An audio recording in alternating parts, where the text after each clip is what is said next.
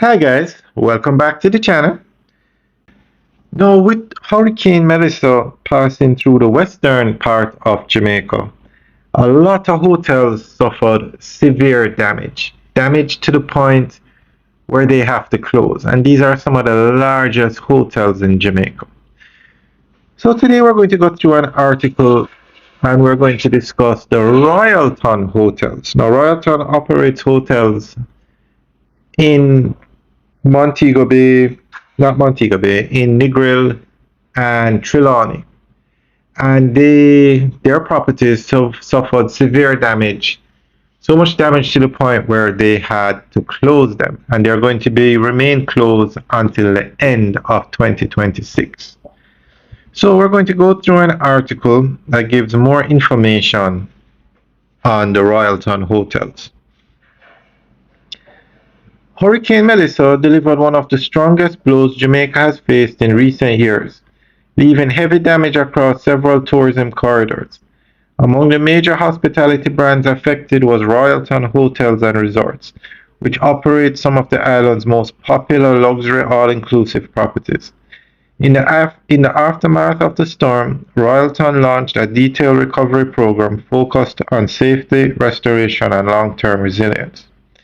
Immediately after the hurricane passed, the company carried out extensive structural assessments at its resorts in Negril and Trelawney, areas where the storm winds and flooding had the largest impact. Engineers, safety teams, and maintenance crews moved quickly to inspect guest buildings, restaurants, pools, and utility systems to determine what could safely reopen and what required full repairs.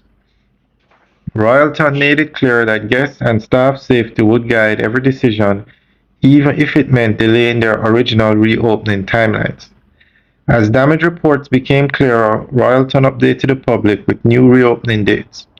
The family of resorts in Negril, Royalton Negril, Hideaway at Royalton Negril, and Grand Leader are set to reopen in August 2026. The sister properties in Trelawney, Royalton Blue Waters, and Hideaway at Royalton Blue Waters are scheduled for September 2026. These dates reflect the company's decision to rebuild with stronger standards rather than rush back into operation.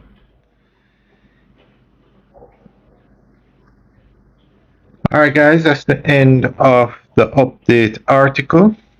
Oh, there's one more section. Even while the properties remain closed, Royalton has been actively supporting its staff and nearby communities. Employees with damaged homes have been offered temporary lodging, and teams still on site continue to receive care packages and financial assistance. Royalton also used its own water treatment systems to supply clean water to affected communities during the days after the storm, an action that earned praise from local officials. Guests with existing bookings were given full flexibility to cancel, rebook, or relocate to other Royalton resorts in the Caribbean. This approach helped maintain confidence in the brand while ensuring visitors were not disadvantaged by the storm's impact. Alright guys, that's the end of the update article. So let us know what you think. Leave your comments in the section below. Alright guys, have a good day.